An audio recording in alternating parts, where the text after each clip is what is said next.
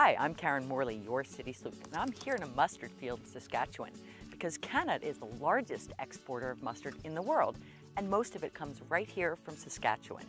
We're going to follow that versatile mustard seed right from the farm to your table.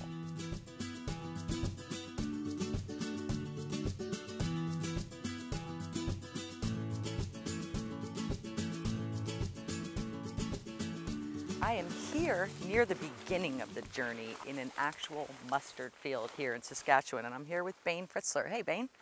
Morning. Bane grows this, and he's going to tell us everything there is to know about it. What can you tell me about what I'm looking at? Well, what you're looking at is the most widely grown type of mustard in Saskatchewan, which is the yellow mustard. And most of that people know of as the hot dog mustard, the ballpark mustard. But there's two other major varieties here? Yeah, there is brown mustard, and everybody knows brown from the Dijon mustard, and everybody thinks that's French mustard. The majority of that mustard actually originates here, and we ship it over and they ship it back to us. And then of course Oriental mustard, and that mustard is used by the people in the Oriental market, Japanese, Koreans, and they use that for oil and for powder. Which we can actually get right in Regina. Yes. So tell me how this works. You were showing me this and I find this fascinating. How does the mustard come out of here? Well, every crop has a flower, and that goes right down to grasses. Every plant has a flower. But the mustards look very stellar because of that brilliant yellow flower. And like every flower, it has male and female parts, and you have to flower and pollinate. Now once that flower is done pollinating, the next step is what you see down here, where the flower has fallen off and you see the very beginnings of the seed pod. And these are the last ones to form. It's late in the year. If you go down here, these were the early flowers, the first ones to form. Wow. And this will eventually grow into this. Okay. And inside that seed pod are your yellow mustard seeds.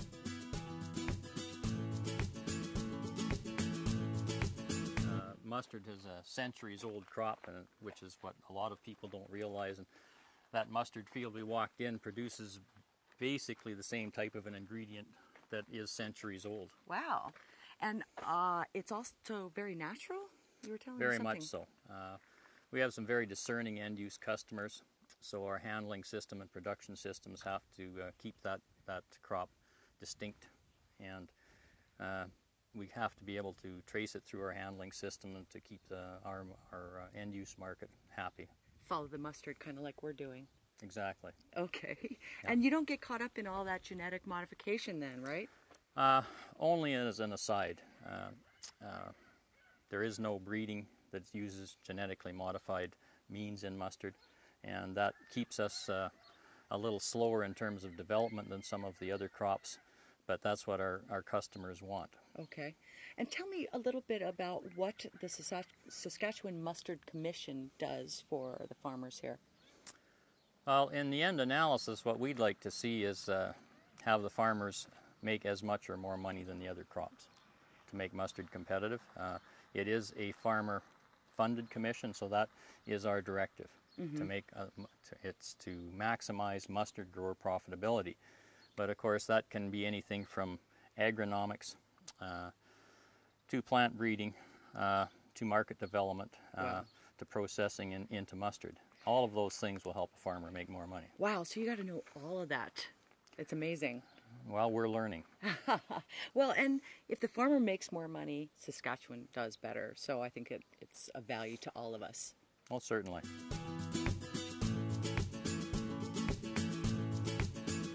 You know a lot about mustard because you're past president of the Saskatchewan Mustard Commission, right? Yep. And there's a rich history here. Tell me the 10,000 foot level of the history here in Saskatchewan. Well, mustard has been in Saskatchewan for a long time. The European immigrants bought mustard seed with them when they came to Canada. The brown mustard seed that was originally grown commercially until 8 or 10 years ago was still that original seed. Wow. And in the last 10 years, the good people at Ag Canada have now developed some of the world's first certified high-quality brown mustard varieties. Yeah. So what do you think is the biggest challenge for Saskatchewan mustard farmers? Well, agronomically, what the challenge really is keeping up to the competition from other crops. We have demand. We're a very old crop. The demand is there. It's not a demand you're going to increase. You can only eat so much mustard, but the lentils, the flax, the canolas, all of the new crops all compete now on an acreage basis. So we have to make sure that crop is competitive with the farmer to put in his field and show a profit. Okay. Okay, and the other thing, what about letting the world know that their mustard that they're eating every night on that hot dog probably came from here, right? If you go on a holiday pretty much anywhere in the world, whether you know it or not, you're likely consuming Canadian, if not Saskatchewan mustard. Wow. Well, anything else you want to tell me in closing? This has been an amazing education for me. Well, all I can really tell you is that mustard is still a profitable crop in Saskatchewan. Mustard prices on yellow right now are $21 a bushel when you compare that with some of the other crops. Wow. And mustard can make a farmer money. It can make the processing and handling companies some money, and as I said, it's still world recognized. So while most people will perhaps think of mustard as a declining crop, I don't think you'll ever see it disappear from Saskatchewan in any time soon. No, we're proud of our mustard, and we're going to see where this goes from here next when we go to Gravelbourg.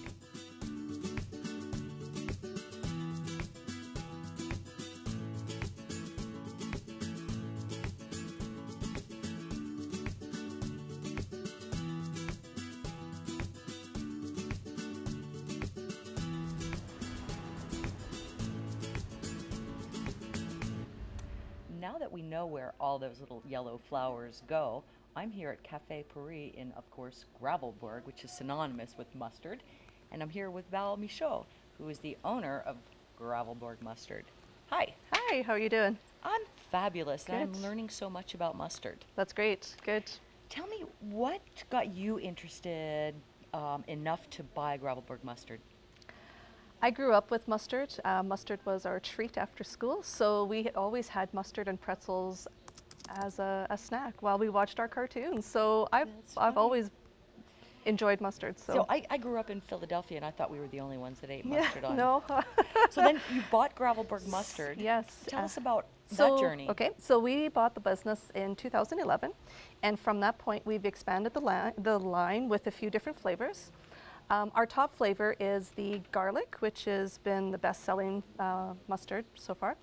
The next one would be the Saskatoon berry, just because Saskatoon is the Saskatchewan fruit, right? And so it's amazing. Unique. So we've got local mustard and Saskatoon berries. Local Saskatoon berries as well. And yes. it's an amazing combination because of the sweet and the little piquancy of the mustard. For sure, yeah. Don't think that it's a jam, because it's not a jam. It's still a mustard flavor. Okay. So, and then our newest is the jalapeno, and we do need to go back into production this month because it's been it's so popular. It's so popular. It's been a good seller. So How I'm do you happy come with up that. With the different flavors. Yeah. I like playing around with it. I like cooking, so I wanted something a little bit spicier. So I just thought the jalapeno would be a good fix with that. And speaking of cooking, we know that mustard isn't just for the hot dogs This anymore. is true. You've got something here. Yes, my cookbook. I came out with the cookbook about 2 months after I bought the business because I enjoy cooking with mustard. So at that point, came out with this cookbook. It has over 100 recipes dealing with Gravelbourg mustard.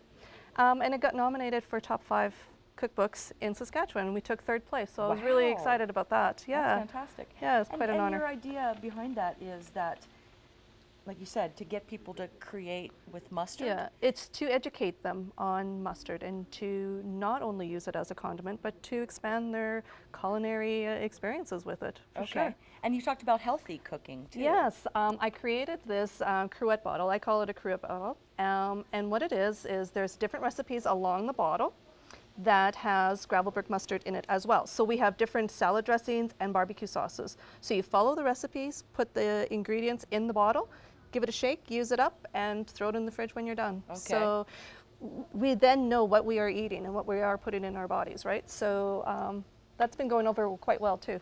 So what's your personal favorite? Of the mustards? Yeah. I still go back to my French, but the jalapeno and garlic is... Okay. Yeah, because I like the bite in it, right? I like the spiciness, so... Right. Yeah, and I've been experimenting lots with the jalapenos, so we've got some different recipes coming out with that as well. Some pretty good stuff. Now, tell me about educating people about mustard. You said that I think Saskatchewan produces 80%?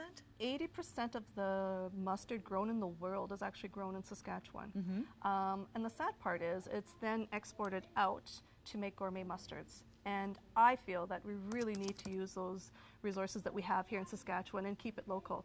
I'm passionate about promoting my own business, but as well as promoting a Saskatchewan product. Right. Yes. And there's a couple of events now that are fairly new, right? Yeah, of course they always have the annual Mustard Festival in Regina, which is a great event.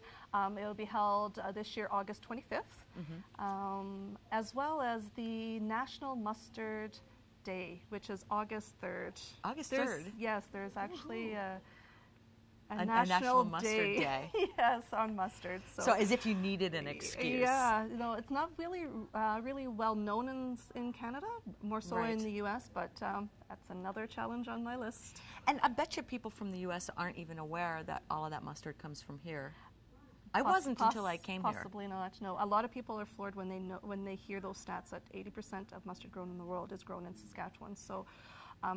Some of them are quite shocked with that. Yeah. You work also with a lot of local chefs throughout Saskatchewan to educate them on mustard and collaborate on some of the recipes? Oh, the chefs that use our products are wonderful chefs. Their ideas are amazing. So they're not getting any ideas from me to create their menus or their meals.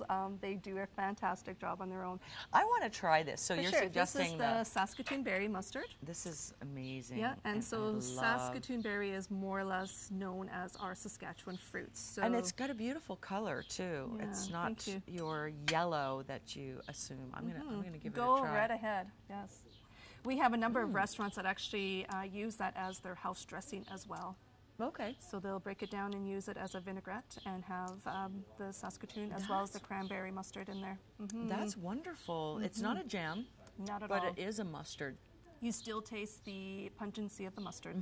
It's probably one of my milder mustards that I have. It's very mild. Yes, compared to the others. We'll get into the jalapeno as well, and you can... Okay.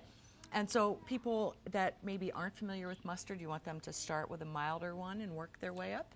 And depending on their palate, yeah, for sure. What I would suggest is the Saskatoon berry mustard is probably the mildest, going into probably the German, then the French, and the cranberry are kind of tied. Okay. Garlic, and of course the jalapeno would be the most piquant mustard that I have. Okay. Yeah. And I'm going to try the jalapeno, but while I'm doing that, what's one thing that you would, I think, want people to know about mustard that they might not know already, or how they can incorporate it? Well, a lot of people don't realize that mustard's a binder, it's an emulsifier, so you do need that in a lot of your recipes to hold either dressings or sauces together. I just find that... so you get that nice creamy and dressing feel. Yeah, yeah. Wow. How's that? This is awesome. Oh, thank this you. has total kick. And in fact, it's going in my salsa from now on. Awesome. Because this is better than just plain jalapeno. Great. I made a guacamole dip the other day with the jalapeno mustard in it, and I spread it on, you can spread it on burger, you can spread it on, I just used it as a guacamole dip, so it was... Wow. Yeah. Okay, so I'm waiting for my invitation, For right? sure. Well, Val, thanks so much for joining you're us. This welcome. has been an education, and my palate thanks you as well. Sounds good. It's just promoting our product and getting it across Canada, so we're keeping it local and keeping that resource here. And I think people will appreciate that. I know I do. That's great. Thank you.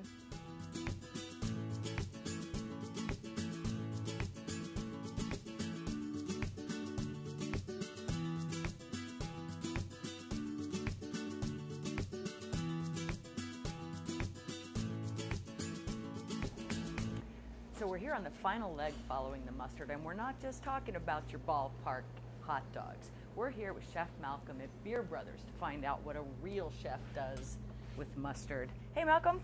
Karen, how are you today? I'm fabulous, but hungry. What do you got Back again, going? are you, to the Beer Brothers Deli? Of I like course. that. So we're learning about mustard today? Yes. All right then.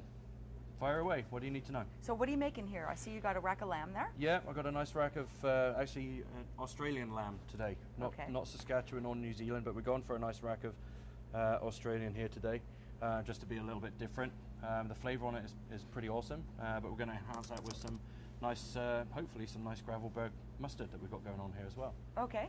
So how do you pick which mustard that you're going to use?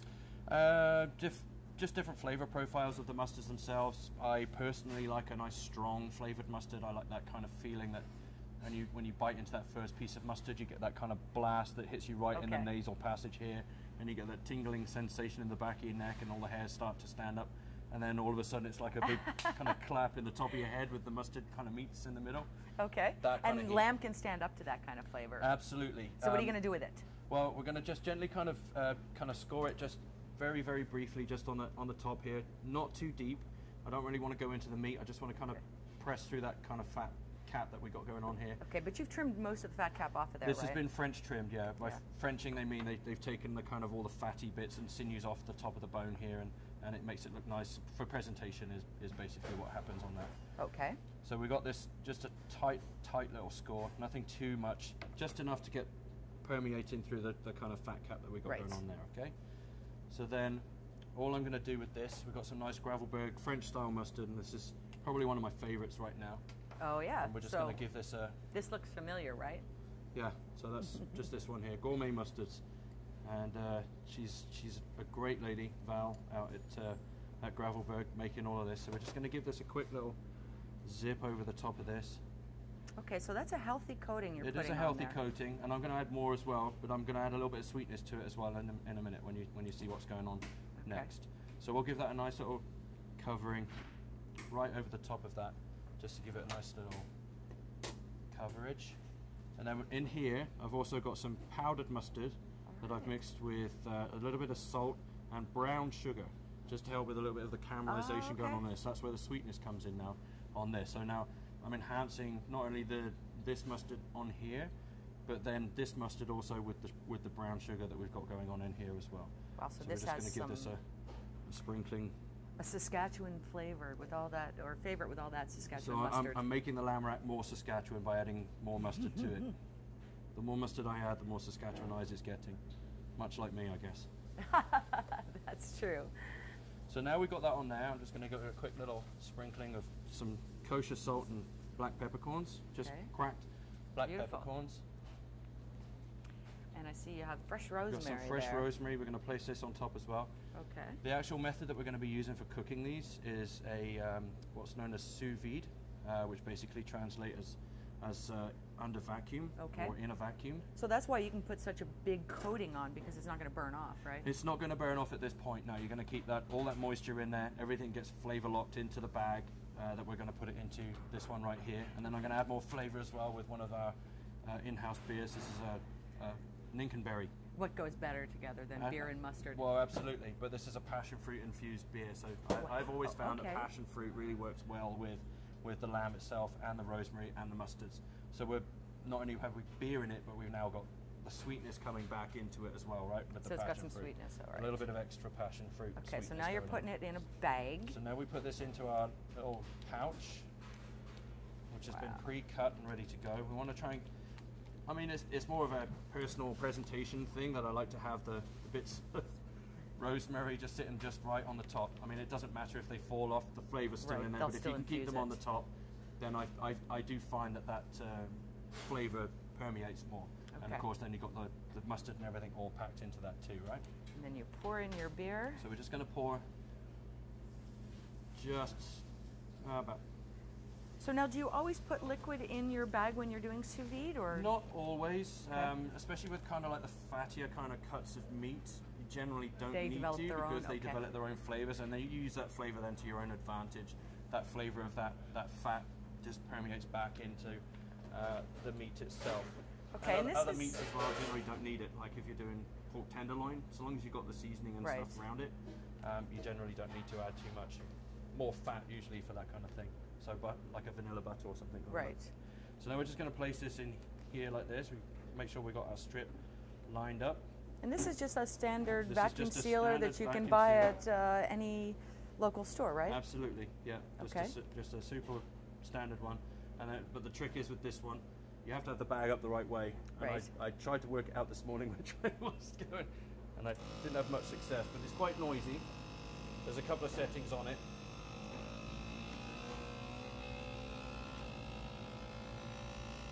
And it just sucks all the air out of that and seals the bag as it's doing it.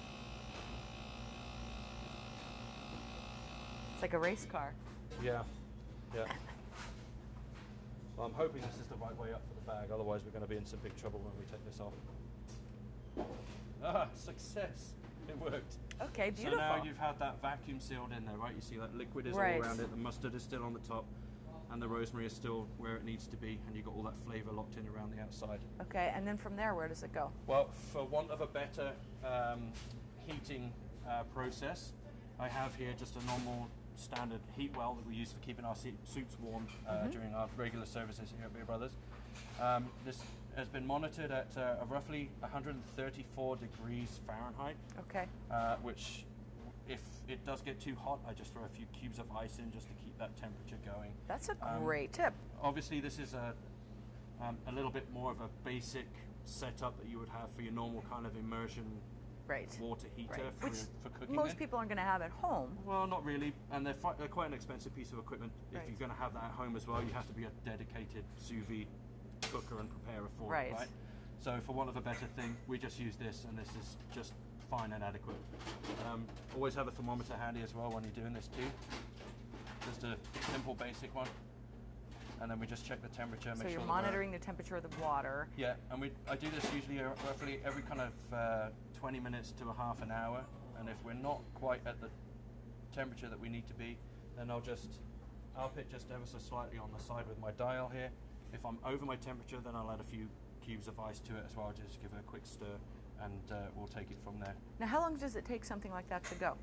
For the racks of lamb, if you maintain that constant temperature of that 134 degrees, it will take roughly 2 hours for that to cook. And that's a very slow, Okay, that's not so gentle bad. cook. Yeah. That's not so bad. We have also done the sous vide cooking just straight on the stove tops as well. Obviously, you have to make sure that your flame is like well down. Right. Large pots of water. Again, just monitoring the temperatures constantly and keeping everything into that danger zone kind of Right. thing. Where it is cooking. It's just a very slow process of doing it. The bigger the piece of meat, the longer it takes, obviously, Okay. and the slower it. So can you show us what a piece looks like after it's been Absolutely. sous Well, vide? these also have been in since about 7:30 this morning, so we should be good to go now. It's probably going to be quite rare, which might put some people off. I go for a nice medium rare on my lamb chops anyways. So we're just going to take this out of here. Now this one I just did very, very basically, just salt, pepper, and I used actual mustard seeds in this one. And Oh, I still use the nice. same beer, but I just used the mustard seeds because I wanted to try a different kind of flavour Okay. workout on it. So we're just going to cut the bag open, and So hopefully do you we're going to do get a a little nice bit smell. of that experimenting before you move something to your menu? And Absolutely, yeah. That's key to any menu item that we put on any of our menus, either here or at the Willow on Wascana. We experiment. The beauty of having chefs' that smells secret wonderful. features as well. So we got all that nice, wow, yeah, it all that smells nice great. jus going on in there, which I'm not going to throw away. We'll use that and we'll reduce that and make a sauce out of that Of later. course, So we have all our bits here. that Now, have given up their flavor for the they've good given of up our the flavour, chops. absolutely. So now you can see that is quite rare inside. All the juices are still there. You've got that nice red colour all around it. So hopefully Now, if when we you've cut taken into it out this- and it's a little rarer than you like, you can still go back to the stovetop and gently.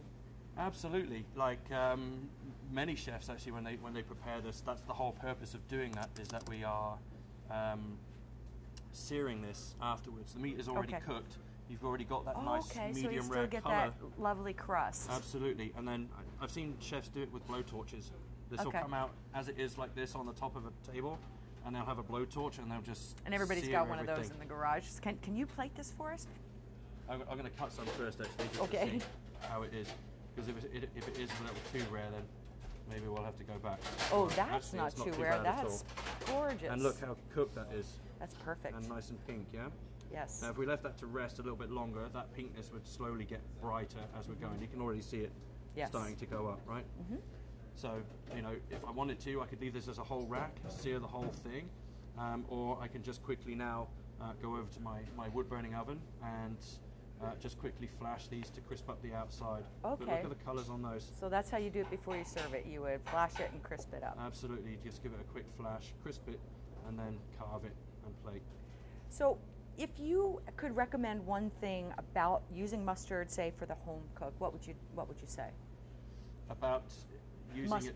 Well, because I know as a you've general used, thing. we've been here with you and you use mustard seed in your brines, you use it in pickles, it shows up in all kinds of things, even salad dressings that maybe people aren't aware of, right? So what would you say to a home cook if they wanted to experiment more with mustard? Some advice. Try as many different flavors. I mean, it's okay having like your kind of normal yellow mustard seed or your black mustard seed. There's also oriental mustard seeds as well that you can go and grind your own. Have a go at making your own mustards too. I mean, it is as easy as it sounds to make it, and you can make it with absolutely anything, any flavors. You can put your mustard seeds in, throw in fresh herbs, give it a good grind. Okay. And away you go. I mean, and I understand that you also are instrumental in putting together the Great Mustard Festival every year, and people can come out to those and learn more, right? Yeah, absolutely. We every year we have about anywhere between 15 and 20 restaurants come and visit the Willow and Wascana, the patio and the deck area, and we celebrate the condiment that is mustard. And they can taste it too, right? You can taste Everything. all those creations and vote. Can the there is a public people's vote? choice vote. Yeah. So you can wander around. Last year we were anticipating about 500 to 800 people coming through the door last year. So we told our vendors to bring enough for about 500 people. Wow. And within 45 minutes to an hour, 3 of the vendors had sold out of their tasters because we had about 1,200 people just strolling through. It was so amazing. get there amazing early. Day. Yeah. Well, I know I'm going to be there this year, and Malcolm, I want to thank you so much for taking us through this absolutely wonderful mustard dish. Sorry that you guys can't have any, because this one's mine.